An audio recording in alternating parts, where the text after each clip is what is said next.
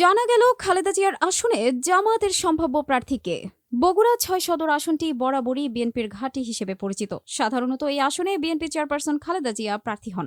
তবে যদি তিনি প্রার্থী না হন তাহলে বিএনপির পক্ষে কয়েকজন নেতা মনোনয়ন চাইতে পারেন। তাদের মধ্যে রয়েছেন দলের উপদেষ্টা অ্যাডভোকেট AKM মাহবুবুর রহমান, সাবেক সভাপতি সাইফুল ইসলাম, বর্তমান সভাপতি রেজাউল করিম বাদশা ও সাধারণ সম্পাদক আলী আজগর তালুকদার হেনা। অন্যদিকে জামায়াত ইসলামী এই আসনে একক প্রার্থী ঘোষণা করেছে। বগুড়া শহর জামাতের আমির অধ্যক্ষ আবিদুর রহমান সোহেল তাদের মনোনীত প্রার্থী হিসেবে নির্বাচনী মাঠে সক্রিয় রয়েছেন। বিএনপির সম্ভাব্য প্রার্থীরা দলীয় কর্মকাণ্ডের পাশাপাশি এলাকায় সামাজিক ও সাংস্কৃতিক কার্যক্রম চালিয়ে যাচ্ছেন। ইসলামী জলসা, খেলাধুলার আয়োজন ও দুস্থদের সহায়তা করে জনসংযোগ চালিয়ে যাচ্ছেন তারা। অন্যদিকে রাজনৈতিক হত্যা ও নাশকতার মামলায় আওয়ামী লীগ ও জাতীয় পার্টির সম্ভাব্য প্রার্থীদের অনেকে আত্মগোপনে থাকায় তারা এখনও নির্বাচনী মাঠে সক্রিয় নন। ফলে আসন্ন নির্বাচনে এ আসনে বিএনপি ও জামাতের মধ্যেই মূল প্রতিদ্বন্দ্বিতা হবে বলে ধারণা করা হচ্ছে।